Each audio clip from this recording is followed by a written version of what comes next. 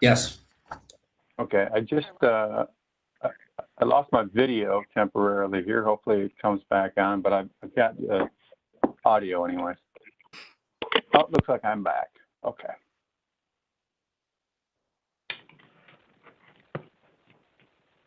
And Chair, I do have our little virtual spiel for the beginning too, once Alyssa gives us the go ahead.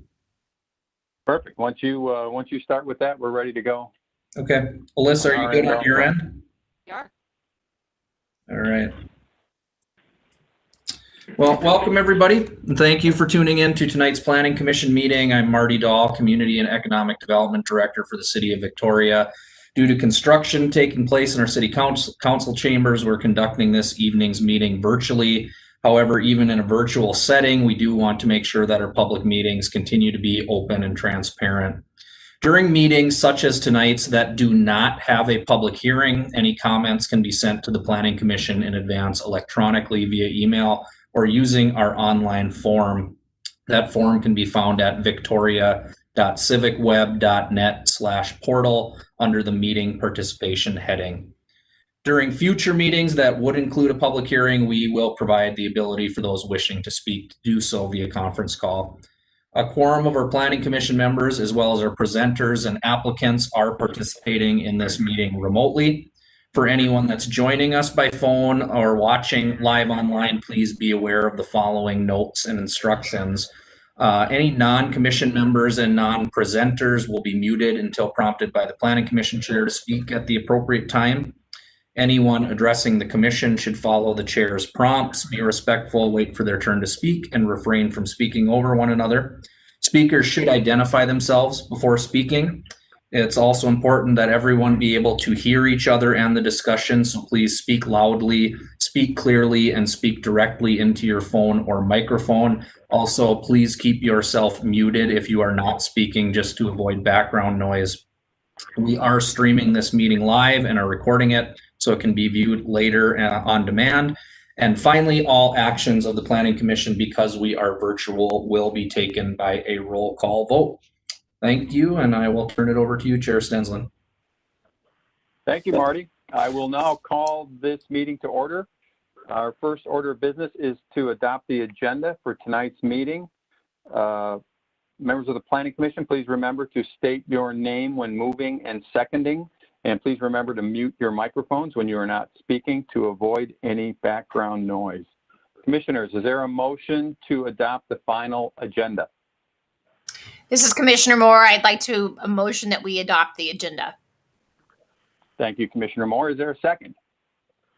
This Commissioner Iverson, I would second that motion. Thank you, Commissioner Iverson. We have a motion made by Commissioner Moore, seconded by Commissioner Iverson. I will now take a roll call vote. Commissioner Kuhn? Aye. Thank you. Commissioner Iverson? Aye.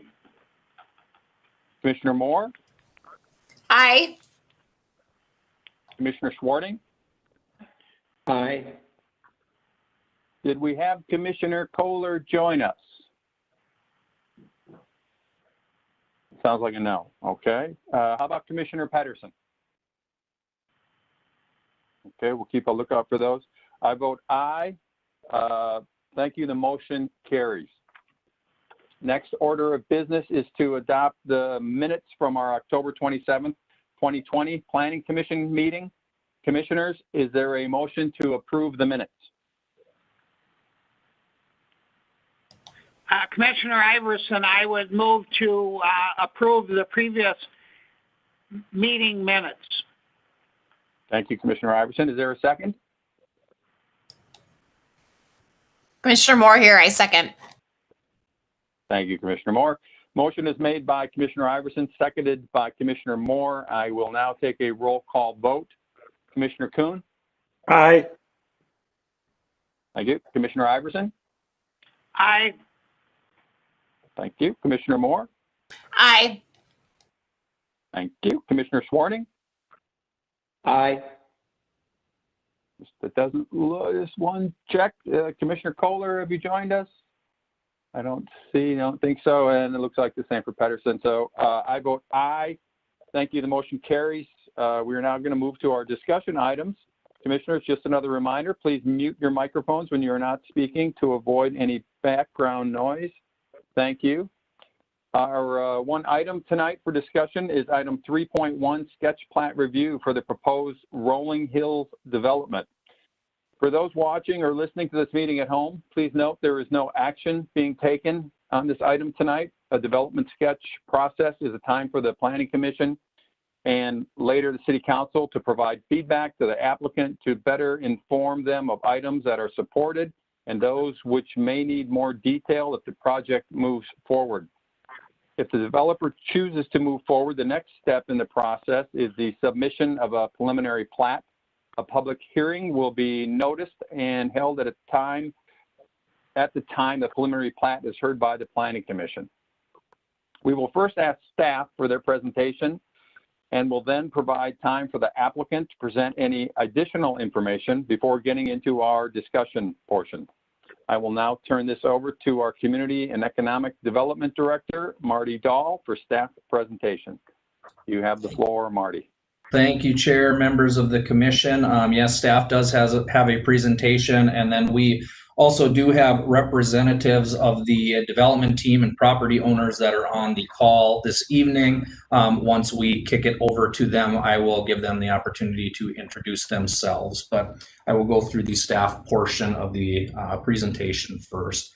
So just a reminder for everyone, because we haven't done one of these sketch plat meetings in a while, there are no approvals or actions that are taken at this meeting. This really is just a concept level meeting for developments that allows the developers to provide what they're proposing, allows the commission to ask questions, provide feedback on things they would like to see in any preliminary plat proposal that comes forward.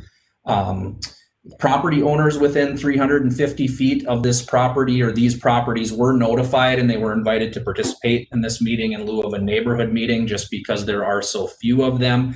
We did receive one public comment from one of those property owners, which was provided to the commission earlier today. And I do not believe, at least at this point in time, we have anyone joining us on the call.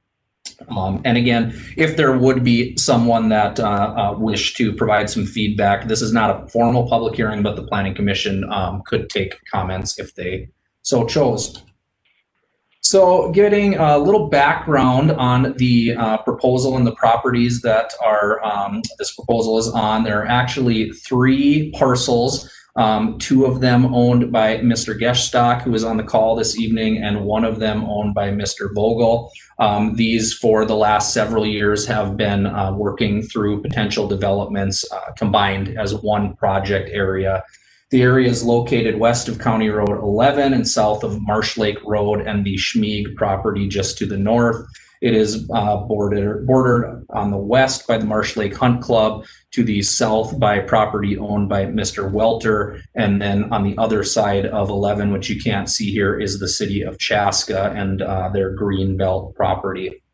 The proposal in this sketch plat is for 231 total lots, 86 that are being called tradition single-family lots, 88 heritage single-family lots, and 57 manor villa lots. The parcel that's being proposed is about 112 acres, and there are approximately 88 of those that are developable. This project development would need to be annexed into the city, which would be something that would happen at the same time as a preliminary plat process. The landowners had previously petitioned for annexation, so I think there are supportive landowners of annexation with previous development proposals, but because those proposals did not move forward, the annexation did not move forward. And then the intent would be for this to be zoned as a PUD with our single-family underlying zoning. So just taking a broad look at this area and how it compares to our comprehensive plan. The area in question is primarily guided low density residential, which is defined as 2.25 to 6 units per acre. You can see that is the yellow on this map. And there is a portion along Victoria Drive that is guided as medium density residential, which is 6 to 12 units per acre.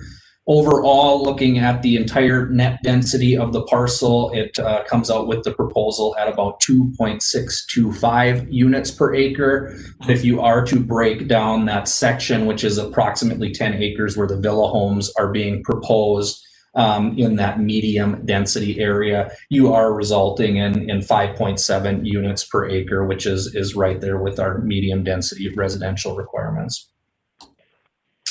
The current proposal, as I mentioned, has 3 different types of lots and home products that are being proposed. The traditional single-family homes are lots are close to 9,000 square feet, 76 foot in width, 118 depth, 7.5 side, a 23 front, and a 30 rear yard. Heritage lots are a little bit smaller, about 7,500 square feet, 66 in width, 113 depth, 7.5 side, 23 front, and 30 rear. And the manor lots are being proposed quite a bit smaller at 4,200 square feet, 50 width, 85 depth, with 5-foot side yard setbacks, 15-foot front yard setbacks, and 25-foot rear yard setbacks. Just for some comparison for the Planning Commission, our single family bulk regulations are also listed on this table. However, the what is being proposed for the single family lots is not inconsistent with lot sizes that have been approved recently in other PUD developments. So this just gives a general overview. I won't spend a ton of time on this slide because I think the developers will want to talk through their thoughts and what they are proposing, but this does just give you an overview of those lots that are being proposed. The tannish color are those larger tradition lots, the greenish blue being the heritage lots, with the pink reddish color being those manor lots up in this area that's guided for medium density. So a couple of items for consideration when you get into the discussion portion and with the developers is that the lots are reduced from our R1 standards, but as I mentioned, the single family lots are pretty consistent with recent PUD developments. Staff is recommending at least 8-foot side yard setbacks. I believe we're at 7.5 with the single family home, but down to 5 in those manor home lots. And there is some question about the 15-foot front yard setback on those manor lots. That is quite a bit reduced from what our typical standards would be. And staff does not necessarily recommend anything less than 25 feet for a front yard, which would allow a vehicle in the driveway without encroaching into any requisite sidewalk. So some things for the commission to consider there. This area does have in the comp plan a requirement for a neighborhood park. Our neighborhood parks are typically between 5 and 10 acres. This proposal is showing an approximately 5-acre park here along Victoria Drive. And then there's also the developers proposing some consideration of trail corridors and some payment in lieu of their remaining park dedication that they would be required when this is calculated with our formula based on the number of lots and the anticipated resident number. Yeah, there's about a 9.5 acre requirement for parkland dedication. This item did go before the Parks and Recreation Committee just last evening, so they, on a 5-0 vote, did approve or recommend approval of this specific park location and what is being proposed here for park. They did have a few recommendations for the Planning Commission and Council to consider as this moved forward, including having some sort of berm, landscape, or fencing along County Road 11 for safety, noise, and aesthetics. And their preference was for a berm or landscaping. They indicated, and comparable to what was included in your background report, that trails should connect to neighborhood, street, and sidewalks and collectors via sidewalk and trail, that the collector roadway should have trail and sidewalk, and that there should be trail located along County Road 11 to connect to the existing system. But overall, again, the Parks and Recreation Committee was supportive of this park proposal. So moving on to trails and sidewalks, as I mentioned, we did provide some staff notes in your background report, including that 6-foot wide concrete sidewalk should be installed on one side of all local streets. We do have a staff recommendation that sidewalks should be potentially considered on both sides of the street in that manor lot area due to the increased density and the number of homes there, to allow pedestrians to be able to connect.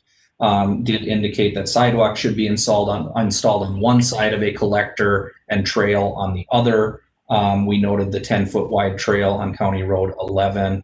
And then just to note that the concept right now that is in sketch does depict some local trails in green areas in lieu of that adjacent to the collector roads.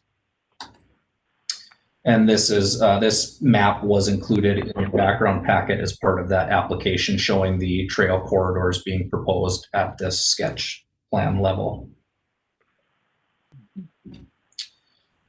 Transportation and right-of-way. So the development is proposing 2 accesses off of Victoria Drive, the northern access being a right-in and right-out, southern access along the property line being a full access. This is consistent with the number and placement of access points that is in the current county corridor study, which should be getting approved here in the next few weeks or months.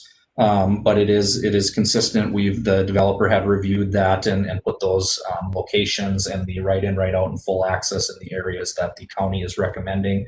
This proposal also does include, it's hard to see on this small picture, but it does include the additional 38 feet of right-of-way that is being requested per that draft corridor study. And then it does, in addition to that right-of-way, include in the area where homes are being proposed, an additional 40 feet of width for a berm and buffer for dedication. The proposal also includes our standard 60-foot local streets right-of-way width, as well as the 70-foot width for the collector roadways. And what is being proposed as collector in this development is the roadway coming down from stopping at the Schmeeg's property line down through this area and then south of the park into the Welter property. The 2 access points would also be built as the 70-foot wide collector in this proposal. Typically in a full collector, the city does not want to have any driveway access, although in a neighborhood or a smaller collector, there is some precedent. I think there's some support of having driveways on one side of that roadway, which is what is being shown in this proposal.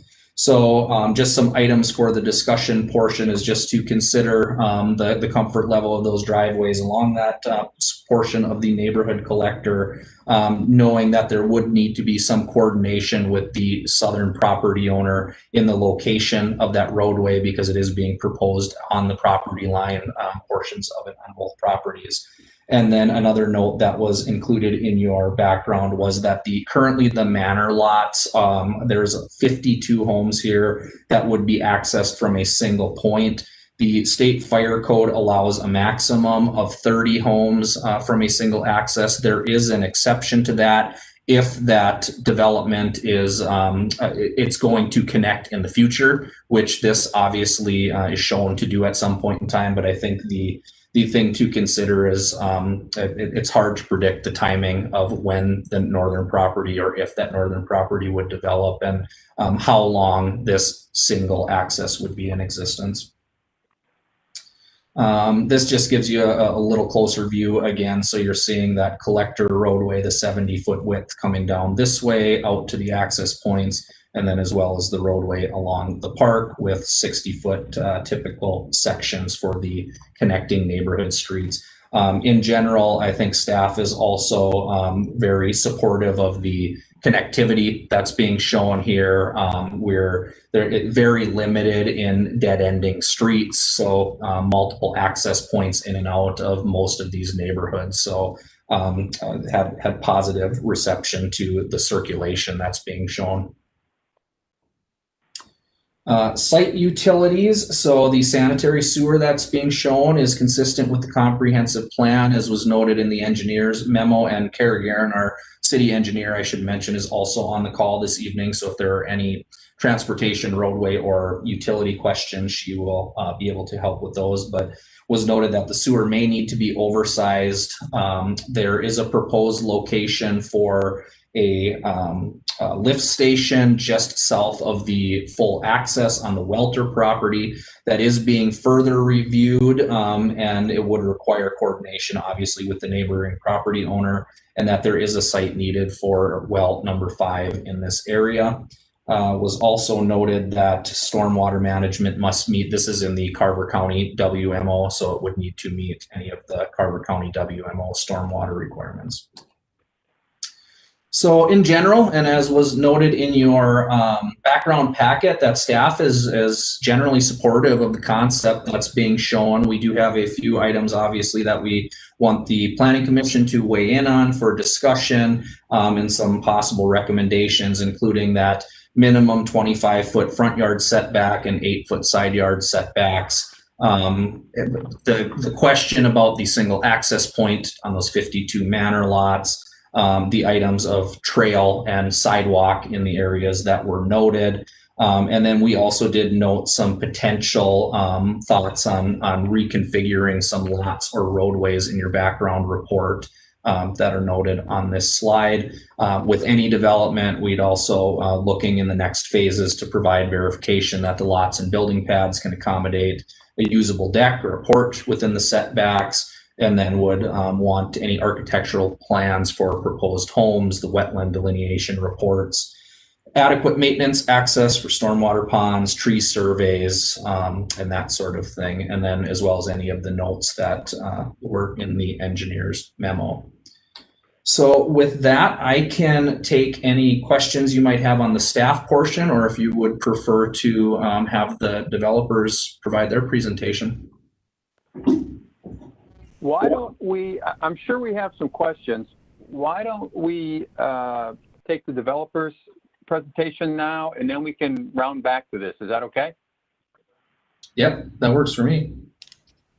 Since everybody's here, and then, you know, it'll be a group discussion, I'm thinking, when we get to these questions, but that might help best. Sure, I'll take that from the developer. This is Pat Rossi with Tradition Development. Good evening, commissioners and city staff people.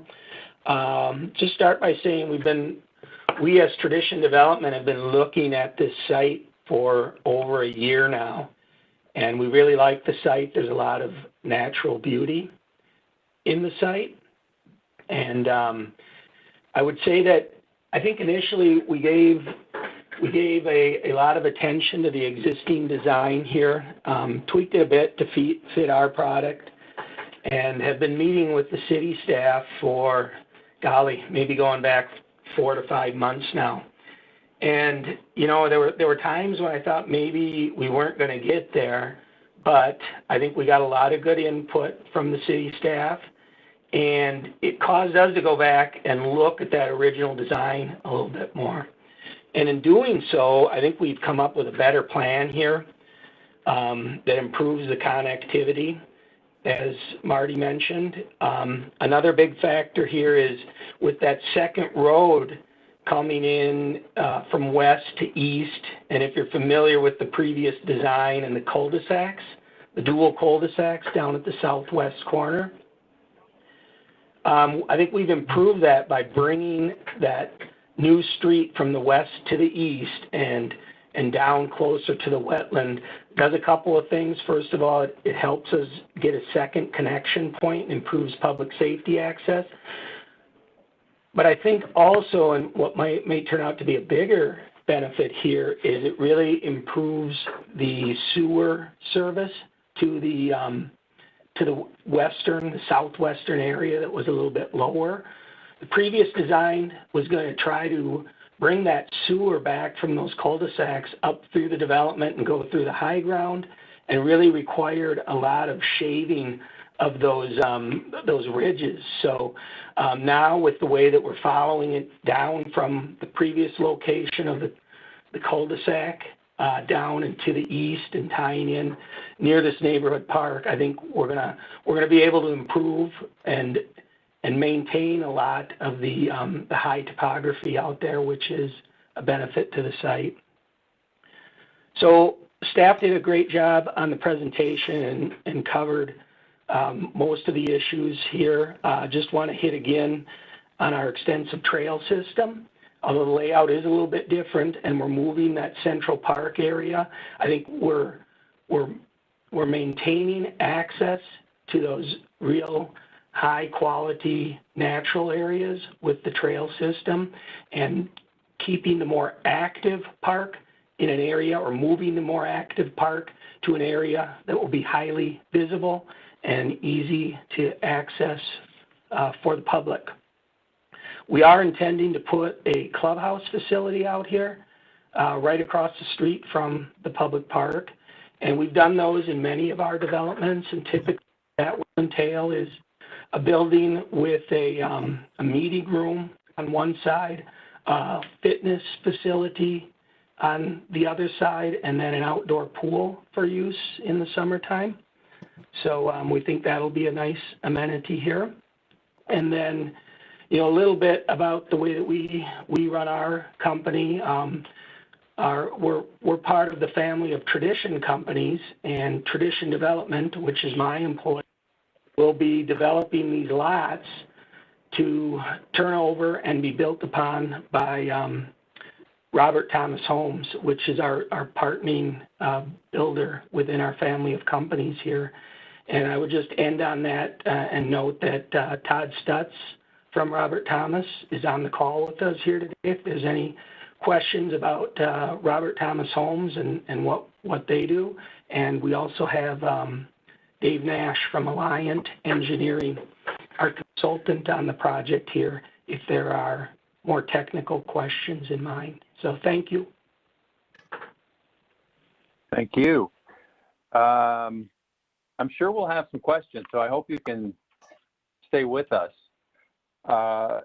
Before I turn this over to the Planning Commission, Marty, just one final check. Do we have any, did anybody call in with any questions or any comments for this tonight? Anybody joined us since we started? Chair, Commission, it looks like the Welters are on the call, so I'm not sure if they have any feedback they would like to provide. No, not really. We're just observing. Okay, thanks. Okay, then I'd like to open this up to the Planning Commission. I'd like, we've got everybody here so we can have kind of a discussion. I'm looking forward to it. I had a thought in an effort to try and, kind of keep this organized. I'm sure we all have different questions. As a starting point, what I'd like to throw out is, Marty, your, that you had that one slide up there. You basically, in the agenda report we had, there were kind of 9 items. And I thought if the commission agrees to this, I thought that might be a good starting point. We could kind of go through those. I'm sure we'll have some questions on each of those. We can expand on that. And I think, I'm sure many of us have the same questions, so that might help kind of focus us a little bit. And then at the end of that, I'm sure we're still going to have some questions. So we'll open that up, and any concerns or questions that anybody has, we'll address then. Commission, does that sound okay to you? It's a good plan. Sounds good. Okay. I heard from 2 of you. I'm going to take that as a yes. So thank you, Marty. You got that slide up there. So basically number 1 was that provide minimum 25-foot front yard setback and 8-foot setback on yards, all lots. I personally, with the manor homes, I agree with that. I just don't see how you can park a car in a driveway with, that 15-foot setback without, and it jumps ahead a little bit, but with the sidewalk on both sides, that seems to be a problem. Thoughts or anybody? Discussion? Well, this Commissioner Schwarting, I agree with that. I guess I'm concerned with density overall. It just seems really high. And what is qualifying this to be a PUD to circumvent the R1 standards?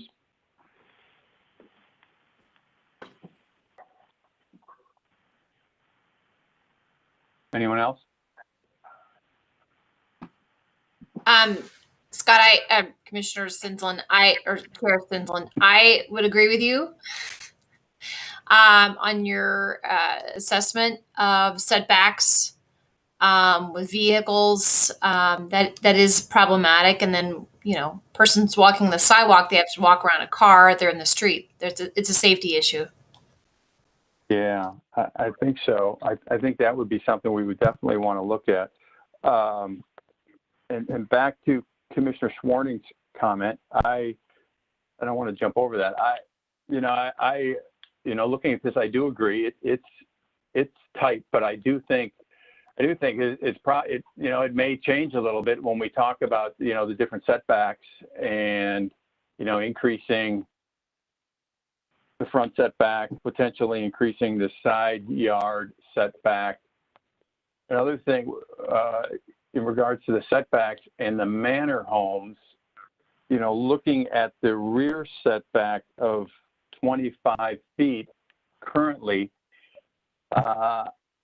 Marty, could you switch to the picture of that has it shows the tradition, the heritage, and the manor lots colored? Yeah, okay. So when you look at the manor lot, basically 43 through 49, when you consider that buffer that's going to be in the backyard and a 25-foot setback, I'm wondering if, and this is, it's in one of the points further down in Marty's comments too, but if we have, we'd have to make sure we have room for decks, patio. It looks like it could be extremely tight, especially along that one side along Victoria Drive.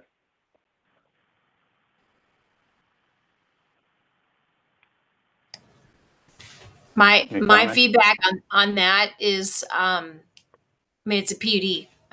It provides flexibility for all, and that's why we have that type of zoning. And so, if the calculations are met, I'm not as concerned about it. Yeah, I guess if it's met, as long as there's space there, I'm not. I mean, it's just important that there's space there, and that piece stands out a little bit to me. Any other thoughts about just that first point there, the setbacks as a whole? Are we in agreement that we would like to see minimum of 25-foot front yard setbacks and 8-foot side yard setbacks on all of the properties? It would appear, Commissioner Iverson, it would appear to me as though the attempt to squeeze in that many structures is going to be literally impossible. I just, I think that's just way too tight. Okay. Any other commissioners have any comments?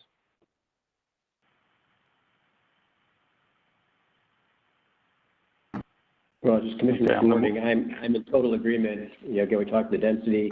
I'm not sure what qualifies this as a PUD to circumvent the normal zoning standards. Is it the bike trails? What is it?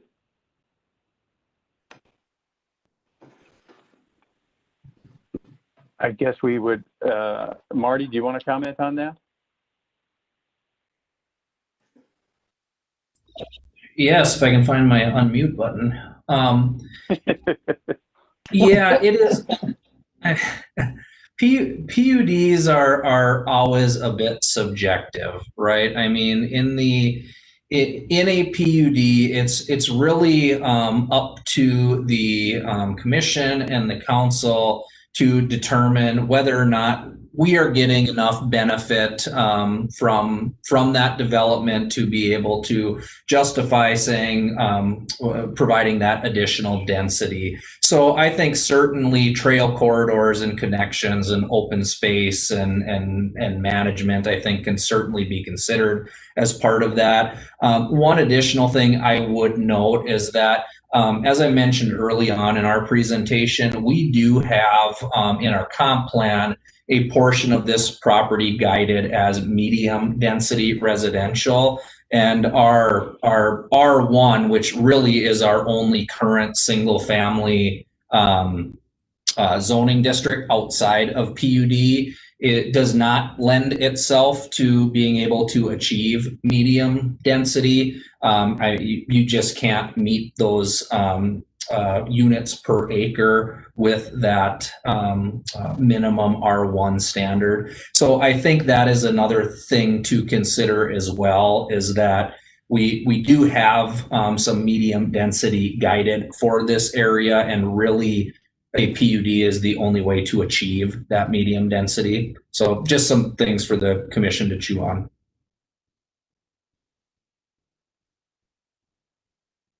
Okay. We can come back to this, but I want to move on. So the second point was to provide additional access point to the 52 manor lots. Staff suggests possible connection along the north side of the property. Looks like basically between lots 23 and 24, the manor lots up near the top of the screen, and the heritage lots 27 and 28.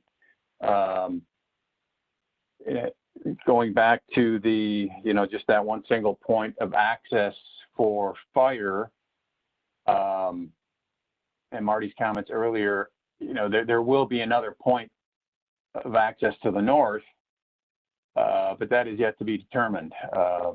Everything, we did receive a letter from the Schmiegs about this property, Schmieg Farm, and I know there's no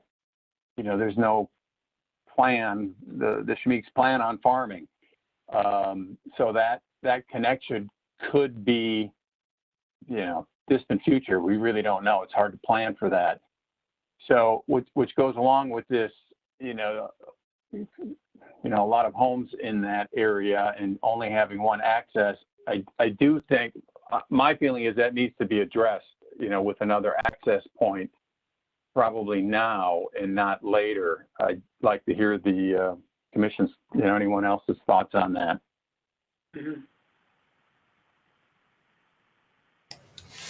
Access, that's my biggest concern with all this. If opinion access can't be granted to the north, somewhere along this development, you're just going to bottleneck along Victoria Drive. And so because of that, I don't see how we could provide permits for construction maybe we approve the plan at some point, but not the permit for construction, because you got to get the access to be able to support the safety that's necessary for ingress and egress. That's my opinion.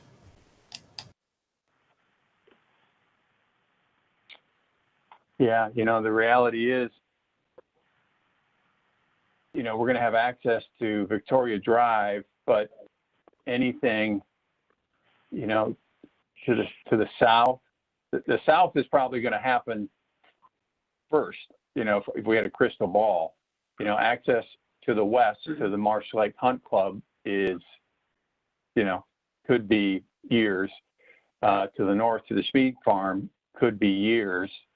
And we've got a total of 231 lots, all, moving east to Victoria Drive, which, Commissioner Moore, I agree with your comments.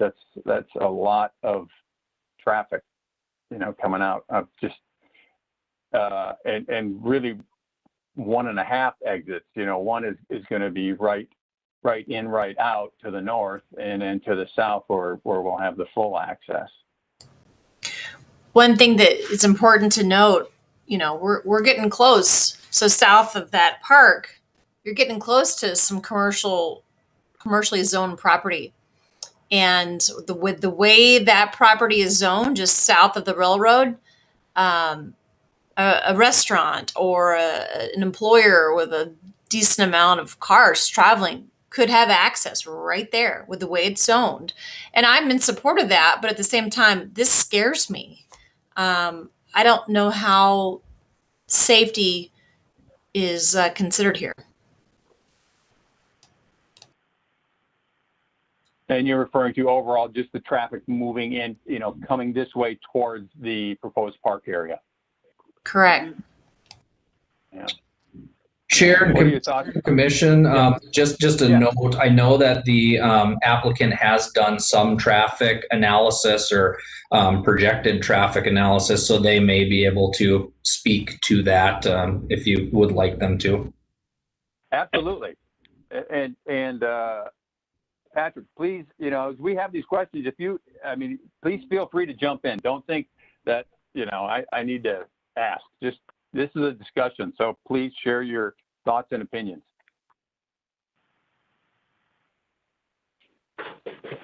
Commissioners, this is Pat Rossi with Tradition Development. We did do some traffic analysis here with respect to the collector roads serving the development. I think, you know, we were slightly over 1,000 trips a day that we had projected. I'm going to have to turn it over to Dave Nash at Alliant to see, you know, if that analysis covered areas down to the south of the property, you know, the future Welter area in those count estimates. Dave, is it possible you could shed some light on that for us? Yeah, I can. This is Dave Nash with Alliant Engineering. Staff's right, and Pat, we did a quick analysis of traffic, trying to take into account our site plan and just the general areas to the north and to the south, and came up with some traffic counts. Pat mentioned that the peaks were about at 1,000 trips, which is at the bottom end of what the city describes as a collector road, a need for a collector road. So in reality, yes, these are collector roads, but they're in general low volume collector roads. That's why the second collector road going up to the north is just a neighborhood collector road. I suppose if needed, we could provide more analysis, but that was presented to staff, and that's what we came up with. Chair Stensland, if I might jump in here too. I was just going to ask for you, Kara. Thank you. Perfect. As part of the County Road 11 corridor study, the consultant who's working on that project has been provided the various concepts that we've looked at for both the these properties, the Welter property, as well as the work that was done through the Victoria Works project that took place earlier this year. So that information has been provided and has been built into the traffic analysis that's been completed as part of the corridor study. The City Council is actually going to be seeing a draft of the work related to County Road 11 at the next City Council meeting. We certainly could provide that background information to the Planning Commission as well. That might be helpful. It is challenging when you have one set of property looking to develop when the properties around them are not yet ready to develop. But the traffic analysis that the consultant concluded that the two access points for the areas that are currently being considered for development, both the Welter property and these two properties, would be adequate to provide for ingress and egress out of the neighborhood. But they did note that it's important that we're planning that collector system to be able to ultimately connect through in other locations. One last comment to Commissioner Moore's comment about the commercial area. We aren't currently proposing an access location or local roadway connection across the railroad tracks. So that property south of the railroad tracks will be have its own access to County Road 11. That's also been incorporated into the study. And the traffic projections, obviously, for that land use is high. So that was a really important part of the analysis by the county for both County Road 10 and 11.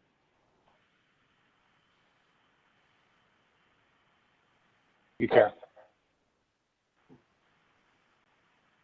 Anyone else have any questions or comments?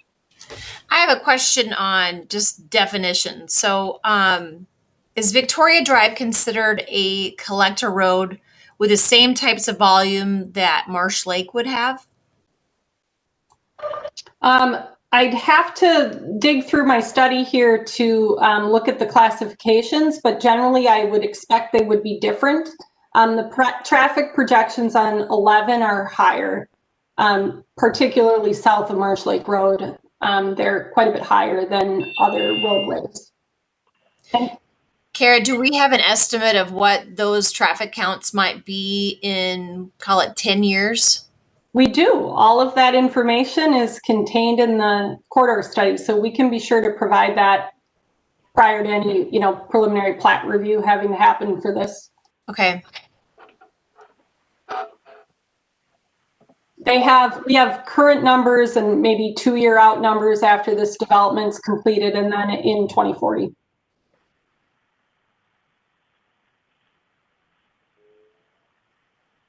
Okay. I want to go back up here. I'm moving my mouse on my screen and I realize you guys don't see it. So back up to the Manor homes and the discussion about another access point. So are we in agreement that we would like to see, we would recommend seeing another access point in addition to that northerly collector that really goes, that ends at this point for fire safety? As Commissioner Iverson, I would think that would be absolutely essential.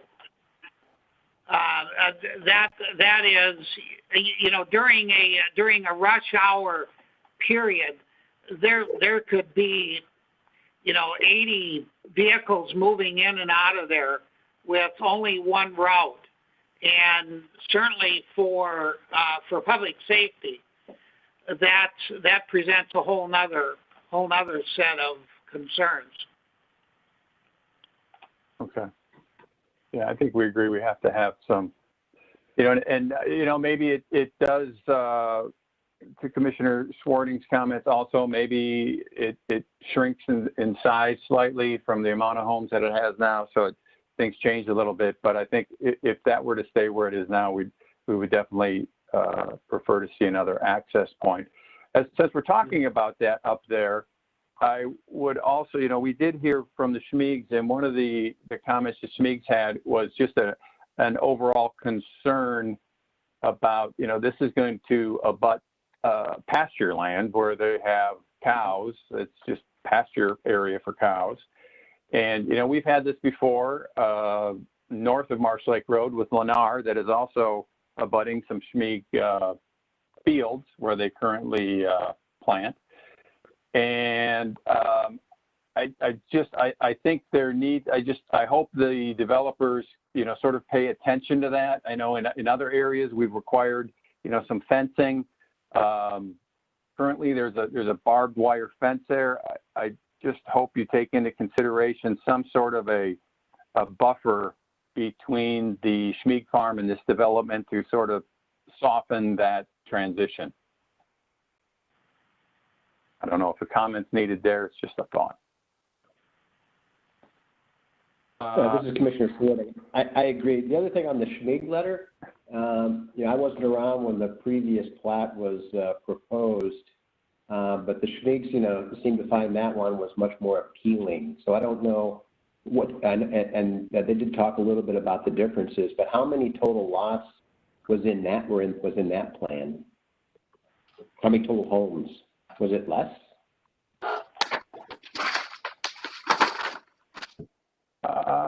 I have have their letter here. I think I could answer that. I'm working on it. There were, also. yeah, there were a couple different ones. And I have great respect for the Schmiegs and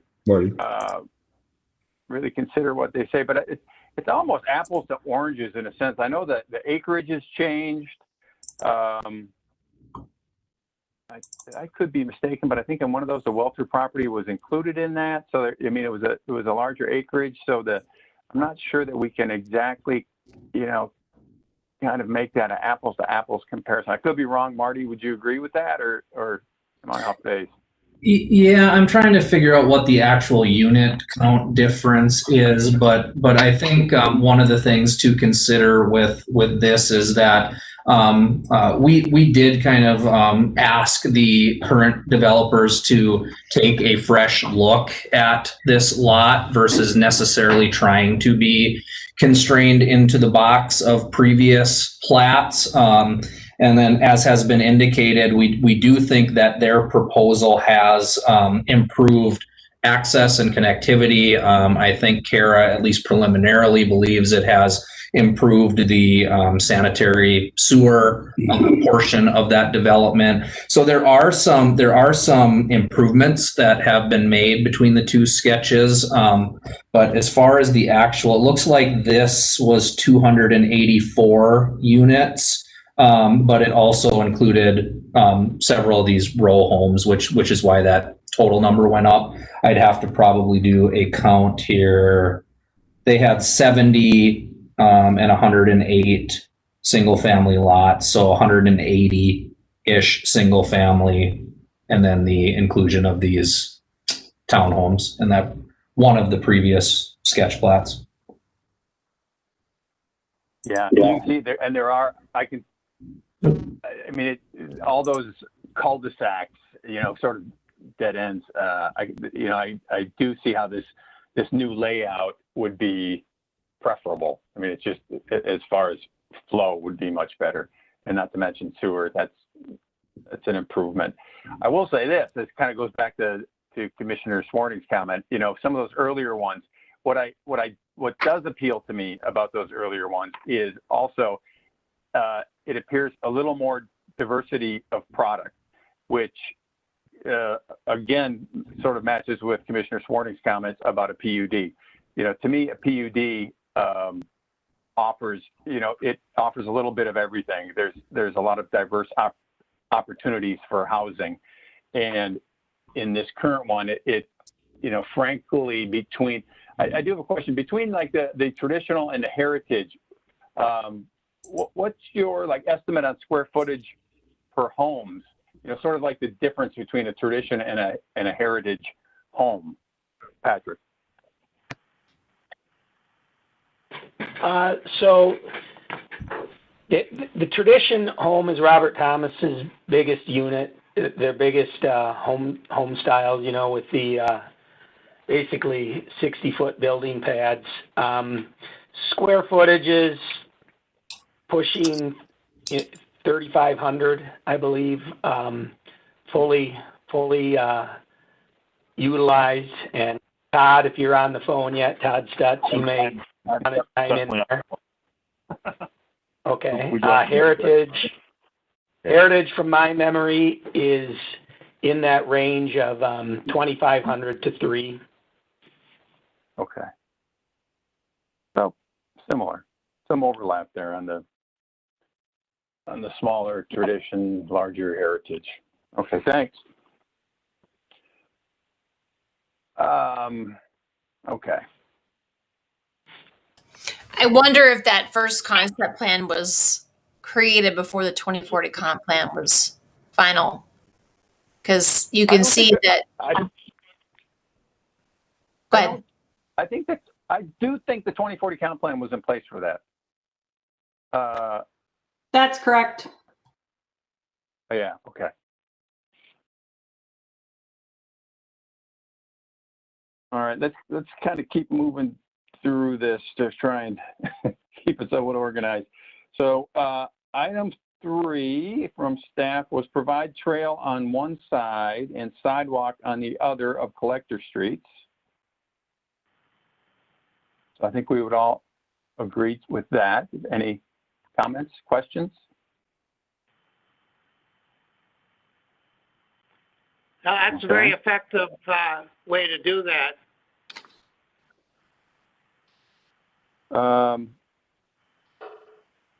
Consider providing a street connection between lots 51 and 52 of the heritage lots. Can you zoom in on that a little bit?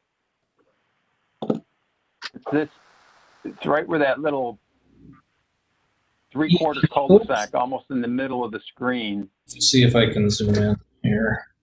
I don't know if I can zoom in on my PowerPoint. Well, if you can, you can see it. It's right. It's almost in the middle of the screen. There's that little 3/4 bulb. My thought is, looking at that might be a challenge for snow removal, those sort of areas. Kara, do you have a comment on that? Yeah, Chair and Commission, I can speak to that. And Carrie, you can jump in if you have anything additional. This is not necessarily, at least from a staff perspective, deal breaker territory, but in looking at this proposal, we thought there's potentially an opportunity to essentially relocate where this access is up into this area where the bulb cul-de-sac is. And you're exactly right, Chair. One of the reasons is maintenance and snow removal issues. It also helps break up some of these longer rows of homes with an additional way to get out onto that collector area. And then in a situation where you're making that connection up here, which is another bullet point down, you potentially then have the ability to eliminate this connection and reconfigure homes along the roadway here. But I do know that the developers have talked about their desire to have that clubhouse in place as well. So that in that situation, that would impact that. But that's kind of where staff's thoughts on those items are. Kara, anything on your end? Nothing to add. Nothing to add. Marty, so the next, I'll line them down in those tradition homes that 77, 78, 79, 80, 81, that little road there. So removing that could impact the clubhouse? Well, if you were to remove that and if you were to try to make up these homes just along the roadway here, in that scenario, you're probably taking up, half of this clubhouse area. If you were to try to keep, not lose those homes that are being shown on that little stretch. Gotcha. Okay. Let me see here. I think as we kind of move down this, provide architectural plans for proposed homes, necessary wetland delineation. That's all, of course, we would want to seal that and to adhere to the recommendations from the engineer's memo. I did have one question back to, and we talked about it earlier. So we make a reference to the collector road with some driveways on the east side. Where are we talking about on this map? Because it appears to me there are more than just the east side. So yeah, Chair, members of the commission, you'll see that these are the homes that would have driveway access on that neighborhood collector. All of these homes on the other side of the roadway would be accessed from these arterial roads. So you'll see these are coming off of this section, these coming off the bulb cul-de-sac and the roadway here. These would also be oriented to be accessed off of these. And then you do have these 5 manor homes that would also be, accessed off that collector. So we're really talking about these homes here would be the one-sided access. So quite a few. Kara, speed limit talk, what would you estimate? Would this be 30 mile an hour speed limit in here, do you think? Or the new 25? The city is still working on developing policy, but the new law allows roads that are serving residential areas solely, that have residential land use all around it, to be 25 miles an hour. So we would anticipate that the development as a whole would be signed at 25 under the latest actions taken by the city council.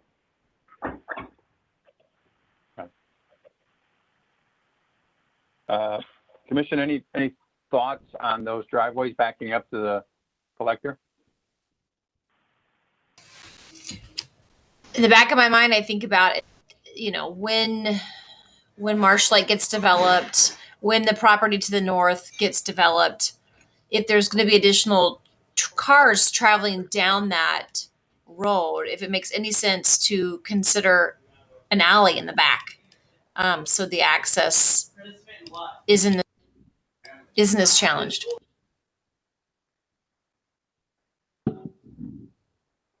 I'm wondering, that's kind of a wetland there. I'm not sure if that it's an option. Any other thoughts, anyone? This is Commissioner Kuhn. It would probably go back to forcing maybe a further setback on those houses that access that road. It again goes into the setback rules, but maybe forcing them to be maybe set back further than the other houses, which would then give them a capability of maybe putting a turnaround in the driveway. So they're not backing into the street and just driving out in the street. The other thing on like those future connector roads, I've seen in different developments where the end lots get basically escrowed into like a cul-de-sac until the road connects. So, like a fire truck can turn around or whatever. And then once the road connects to the future products, those lots come available and they can be built onto.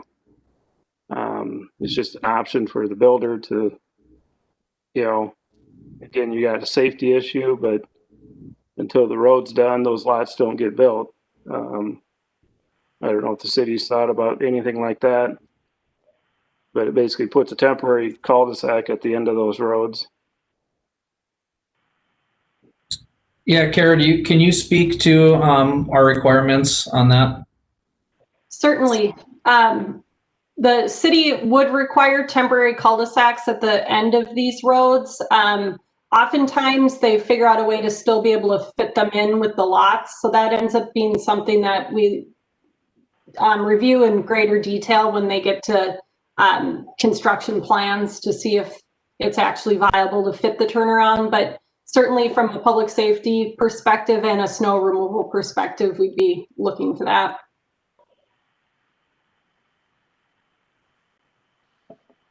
Also, this is still all these open spaces that are in here. Who owns those properties? Is it owned by the development or the city, or how are those managed? Or going to be managed?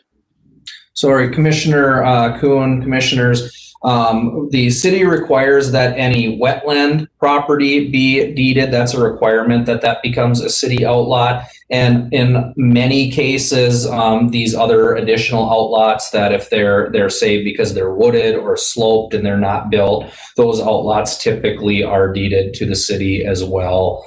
Those are the details, again, are usually worked out as we move forward into preliminary plat processes and development agreements, but I would say typically those outlots are deeded to the city.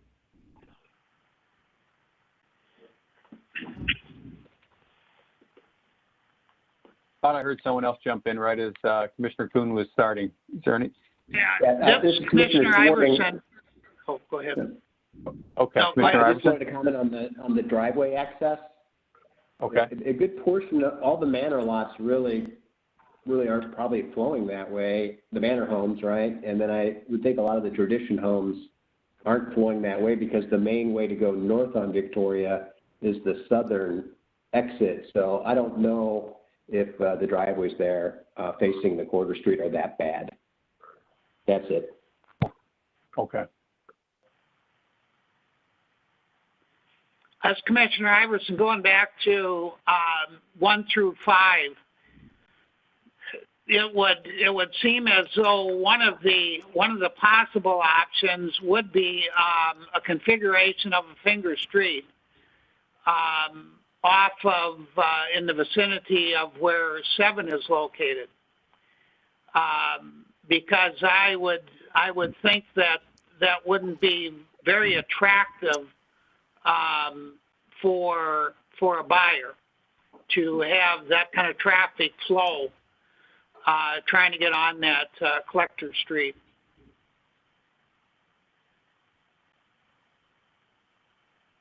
And I don't know how much distance there is relative to the wetland if a finger street would be functional.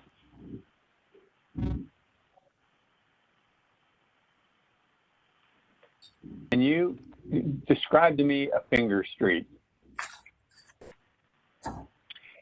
A street that would be only utilized by, that would come off of, essentially going west from lot number 7, and would be utilized by the residents of 1 through 5. And it would just be yep, okay. 1 through 5 of the manors, and it would just be a very limited access street for solving that problem, quite frankly. I gotcha. Similar to Commissioner Moore's suggestion of like an alley, just another access for those. Sure. Yep. Yeah. Okay. Same concept. Yeah, Commissioner, Chair, Commissioners, and I'll let Kara jump in on this also. We typically try to discourage private streets that look and or function like a public street because it creates challenges down the road. So that's not to say we've never allowed them. We have, but we do try to discourage. We've had some conversations with some previous iterations of this with the developers as well, trying to eliminate private streets.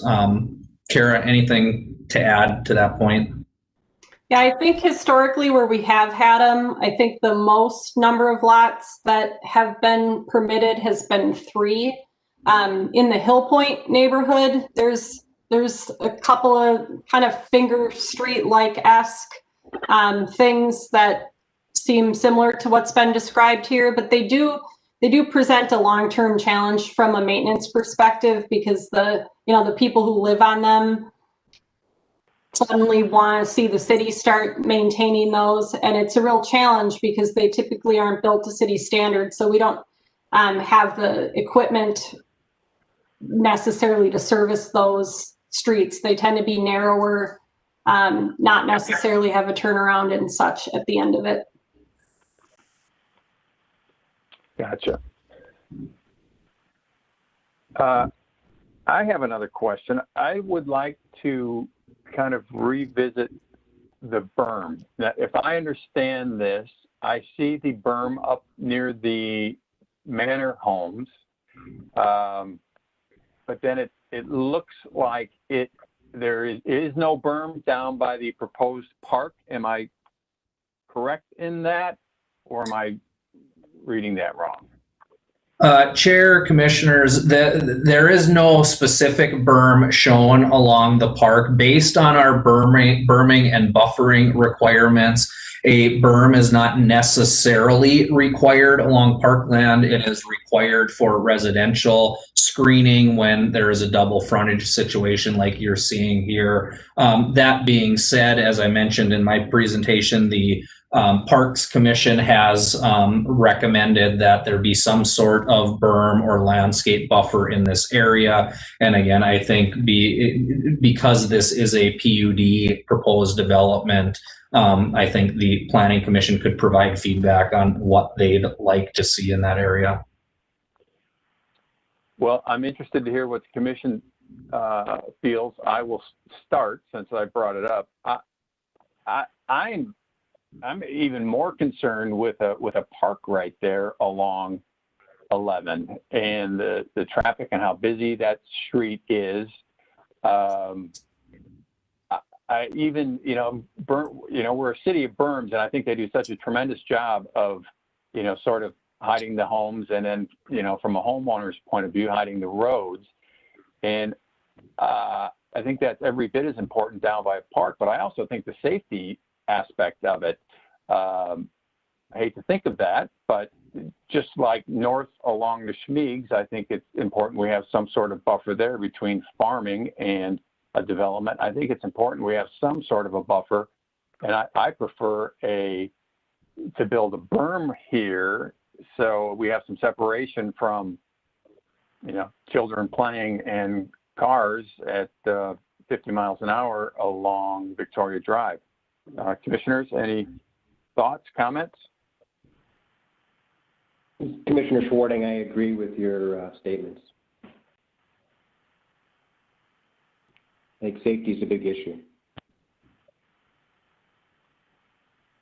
To be fair, this is Commissioner Moore. I'm undecided.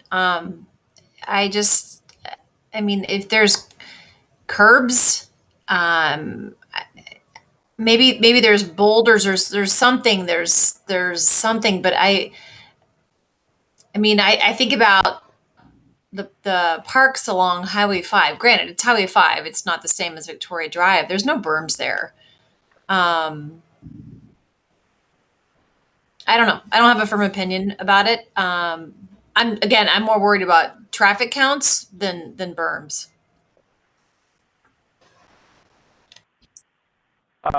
Well, I absolutely understand your comments. I'm not sure, and I think traffic counts.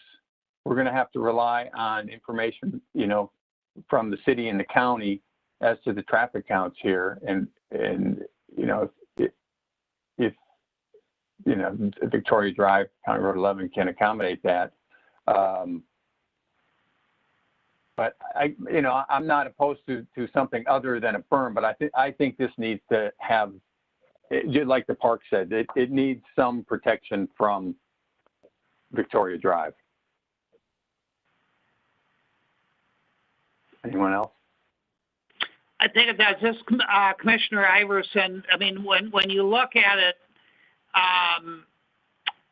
as a visual concept, it would seem as though where the proposed clubhouse is where would be a much better location for park. It would be more protected, and a clubhouse would be more of a adult and families, rather than the park being, to a very large extent, younger children, and certainly the safety part of it, to me, is just absolutely huge. And my first view of this was swapping one for the other on the other side of the street. And I don't know how that would play out in terms of the overall design, but for the concern of safety, and for the concern of a bunch of younger children in this park and playground, the much better location would be where the clubhouse is at. And again, you know, if that's practical to do, you know, how would you design around that? So. Yeah, I'm not here to pretend that, you know, I'm a developer or anything, but when you do look at some of the past couple sketches that we saw previous, a lot of times this park was moved over more in the middle of the section or to the, you know, to the west. And I absolutely understand this is all give and take. I mean, you know, the road layout here is much better. You know, the park is maybe not in quite as great of location. So, you know, it's trading and trying to find the perfect trade-offs. And you know, if it needs to be here, you know, personally, I'm okay with it here.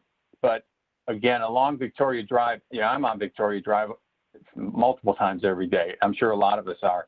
And I know as we go further north, there are a couple spots where we don't have berms. And to me, I look at that now and think that was kind of a mistake. You know, I think we should have sort of consistent berming along Victoria Drive. I think aesthetically it looks very nice, especially when it's been there for a while and we get some growth and you have some nice trees on top of it. It's a very nice, as you're coming into our city, you know, from the south, it's very pleasing. And so it's just my thought. I'd like to see some consistency with a berm along the whole side. As Commissioner Iverson, I would certainly concur with that in literally every respect. Okay.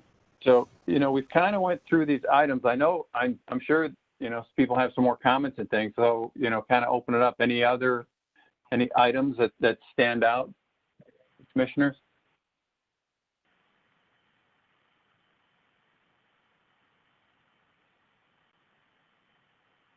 If not, I'll take a stab at sort of summing up. Go ahead, Laura.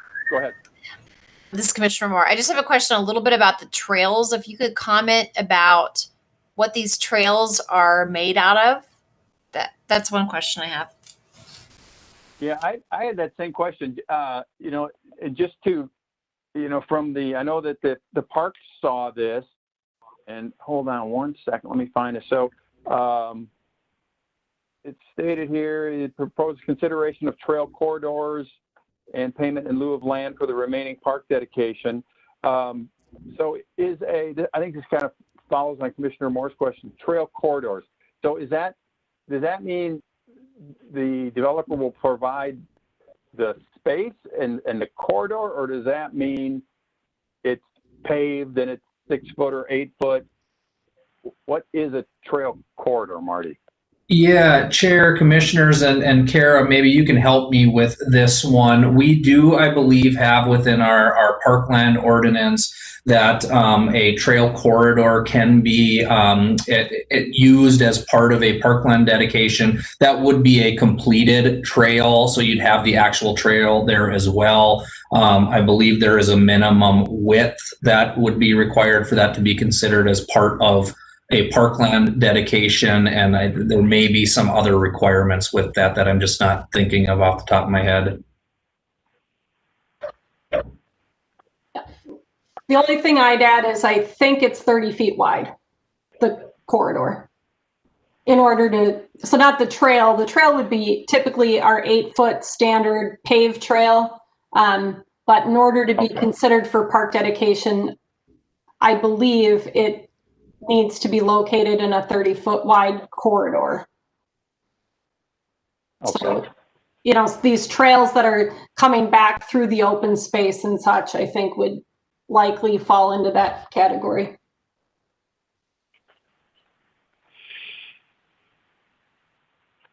Okay. Thank you. Yeah, thank you. And Chair, Commissioners, I'd defer to the applicant if they have any additional information on their current trail proposal to share. Commissioners, Pat Rossi, Tradition Development.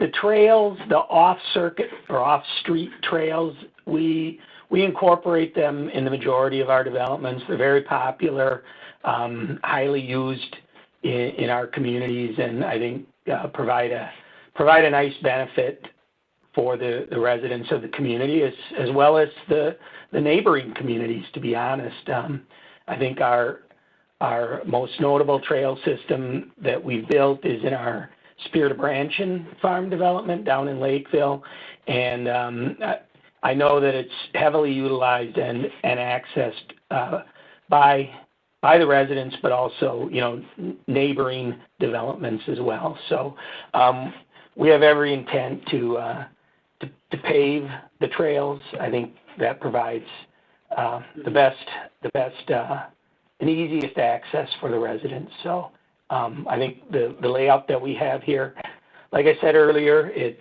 provides access back to those natural areas and is just a great amenity to the project.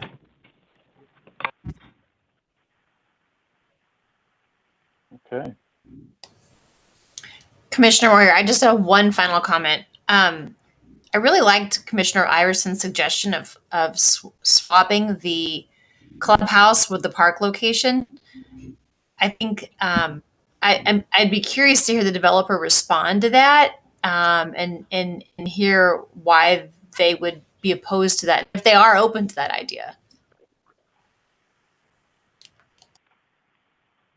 Well, we can look into that, commissioners. I'll say that initially, we would prefer our clubhouse to be as close to the residents as possible. We're kind of on the edge of the development here. Maybe there's another site that can work, but I can't say at this point. We'll take that suggestion and see if we can make it work.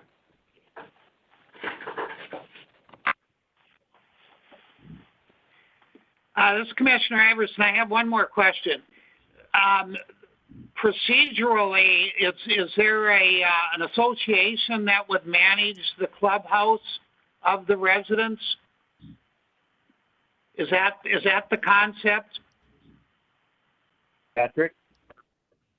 Commissioners, that is correct. We would organize a homeowners association to provide maintenance for any common areas throughout the development. I mean, we're going to have some pretty extensive common area landscape in this development, and the clubhouse goes right along with that. The clubhouse maintenance and staffing would be an HOA expense. Okay.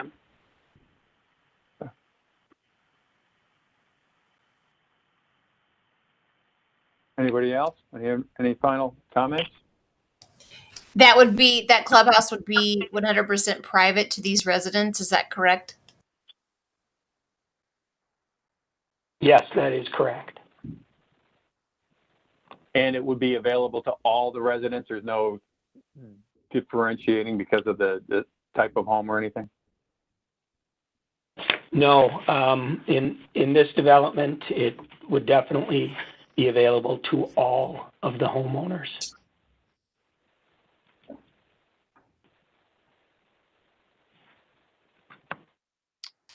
This is Commissioner Kuhn. One last comment, and it's just more of a comment on the park. I see you got some goats or some courts or some tennis courts, basketball courts go in there. Most of the time when you build those, they go north to south, not east to west. Just for your information, because nobody likes to play tennis looking into the sun or one way or the other. But that's just a comment. It doesn't, that's just something for you to think about. We have a tennis player in our midst. I learned something new tonight. Thank you, Commissioner Kuhn. Well, I just a personal comment to the entire crew with Tradition. I spent some time looking at some of the other developments you've done, and I have to tell you, I'm really excited that to see some of the architecture and see what this could potentially look like, because I commend you. You got some beautiful projects around the state, and you know, I hope we can have one of them right here. I think it would fit in real nice with some, you know, not major changes, but I think some maybe small adjustments to what we're working with here. Well, thank you, Commissioner Stensland.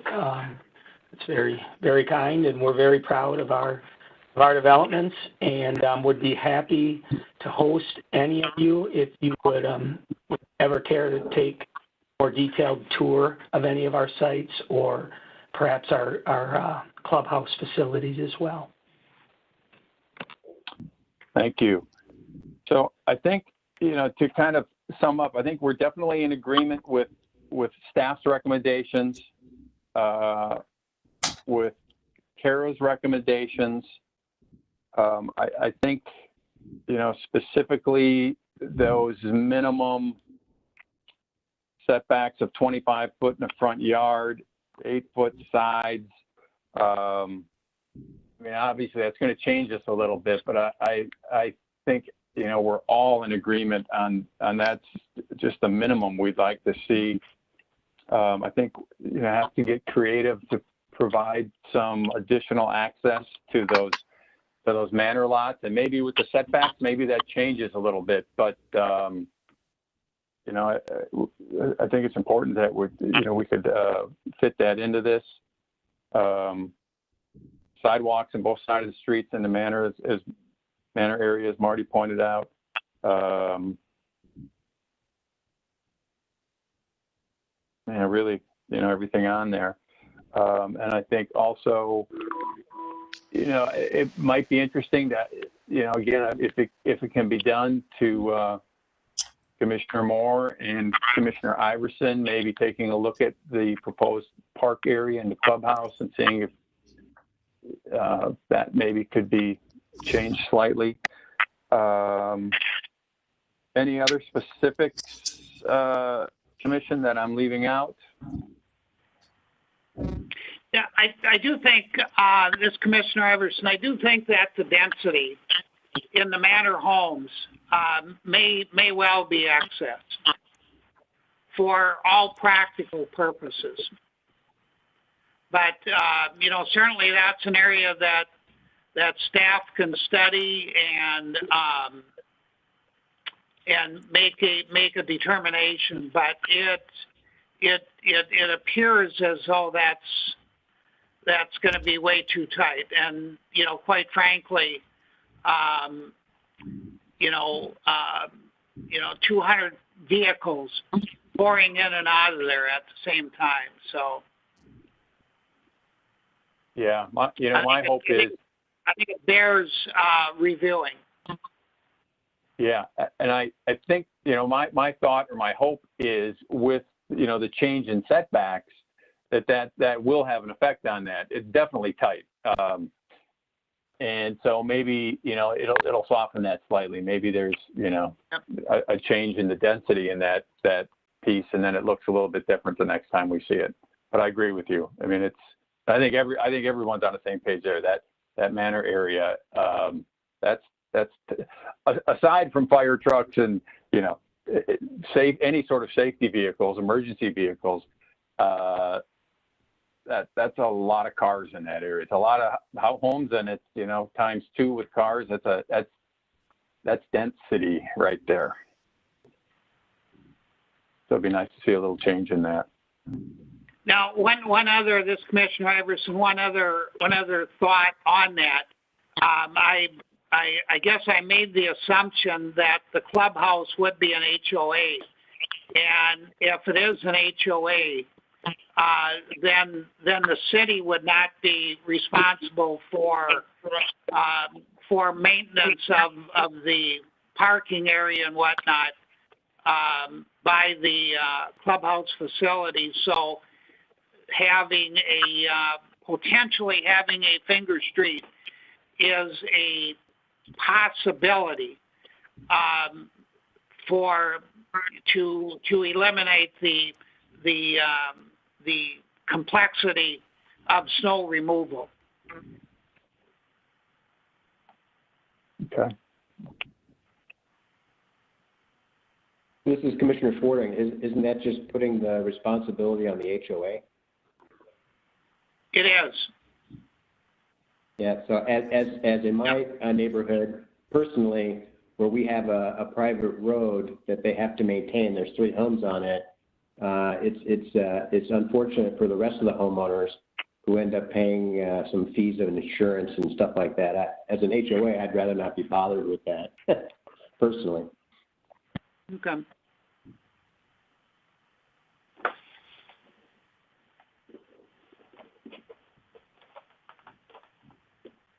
Okay, we're slowing down. Any other comments from commissioners?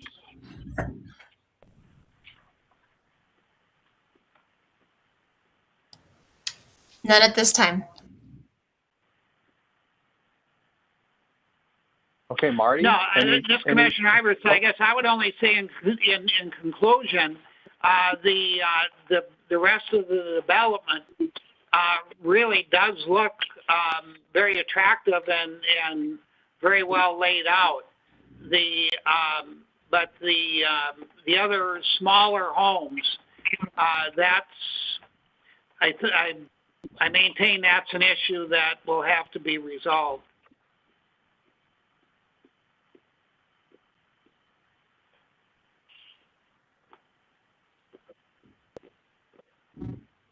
Anyone else? Todd, it looked like you were going to say something.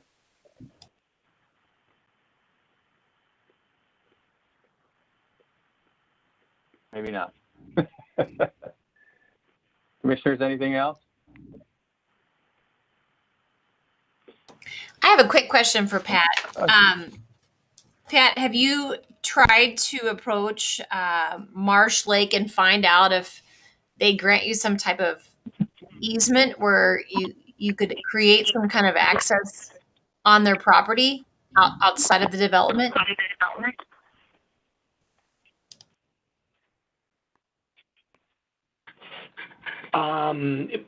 You're referring to Marsh Lake to the west of the development? Correct. We have not. No, we have not at this time. Do you mean for like a road, Laura, or what? Yeah, a road. I mean, I don't think they have any interest in selling their property at this time, but you know, if they could be a friendly neighbor, maybe they would consider it. I don't know. And with that said, I mean, can city staff comment at all about how the Schmeek family feels about creating some type of roadway through their property? Like, how is that conversation proceeding? Commissioner Moore, Chair, Commissioners, we have not had any specific or detailed conversations to that degree with the Schmeegs. I think we are all of the understanding from the comments and things we've gotten from them that they don't anticipate doing any sort of development anytime soon, and that their intention would be to keep their property as agriculture, but we have not had those specific conversations with them.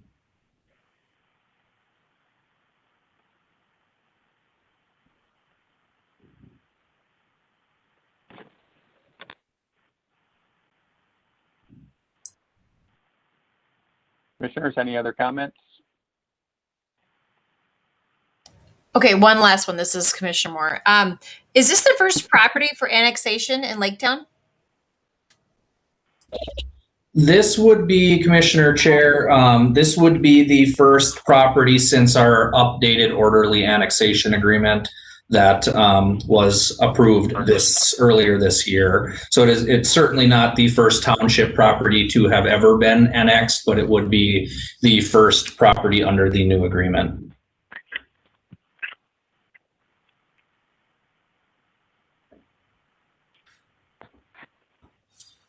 Anyone else?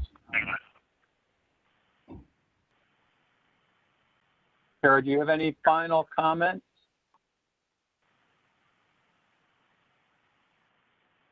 I keep almost referring to you as mayor because I'm used to being at council meetings, not at planning commission meetings. So, Chair Stensland, I will note that at the City Council workshop on November 23rd, so that'd be this coming Monday, the second half of the workshop will focus on the County Road 11 and County Road 10 corridor study.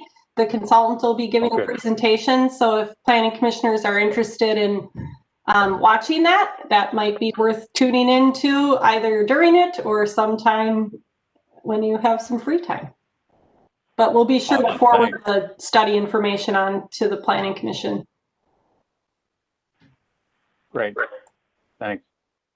Marty? Chair, nothing else from me. Okay. So I think, again, just to kind of, sum that up, we've got the staff feedback. We have our comments that were added. I just want to state once again, I would like to see something, please keep in mind with this, something along that northern edge for, some sort of a buffer between the Schmieg property, the Schmieg pasture, and that development. But, I think we're all in agreement. It's an exciting project, and we look forward to seeing more. So if there's no, I'm going to throw it. I had a lot of just one more, so I'm going to, and I don't mean more as in Commissioner Moore. I want to just throw that out there. If anyone has any final comments before we move on.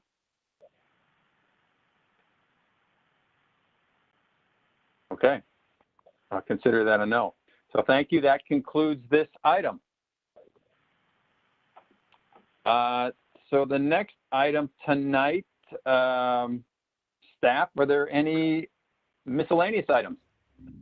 Chair Stensland, commissioners, yes, we do have a couple of miscellaneous items. The first is that earlier this afternoon, I was notified that Commissioner Blazer will be resigning from his position on the Planning Commission for personal reasons. So we will be working on our process for replacing him. As you'll recall, he was recently brought up from an alternate to a full member. So we will likely be looking at moving our first alternate, Commissioner Peterson, up to a full voting member. And then we will talk about the process as to whether or not that other alternate position would get filled prior to the typical recruitment window, which usually happens in the spring. So sad to see Commissioner Blazer leave us, but certainly understand, and we will have more information on the replacement process at our next meeting.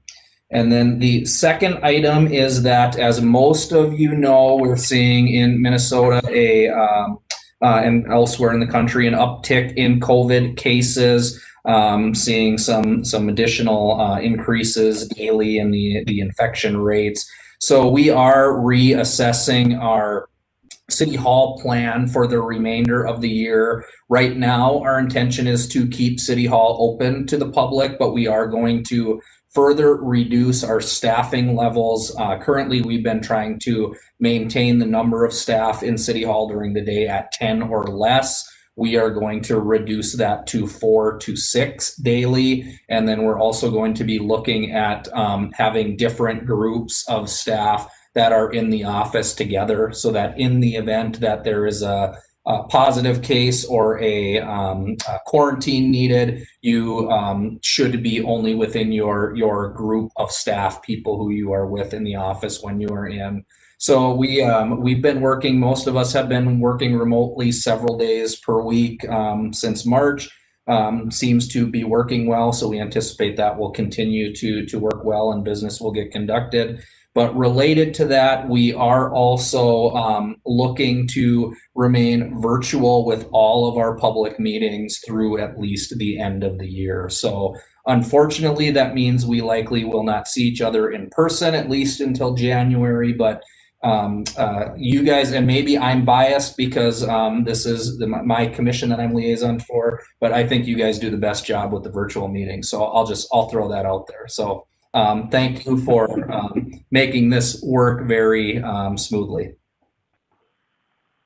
Well, thank you. You prepare us well, and again, even today's staff packet, comprehensive, a lot of information. It was thank you as always to the entire staff, Marty and Isaac and everyone. They do a great job. Thanks. Okay, commissioners. Okay, commissioners, any miscellaneous items?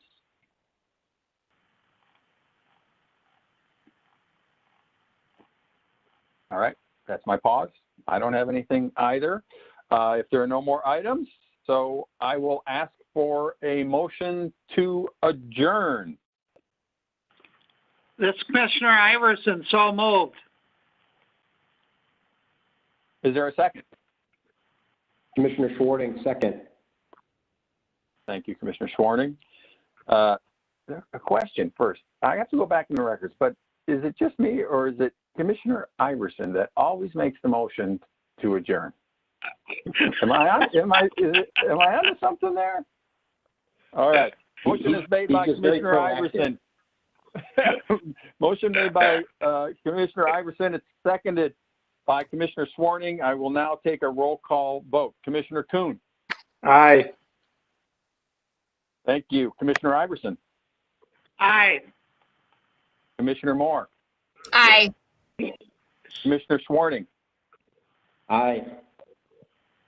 And I will vote aye. Thank you. The meeting is adjourned.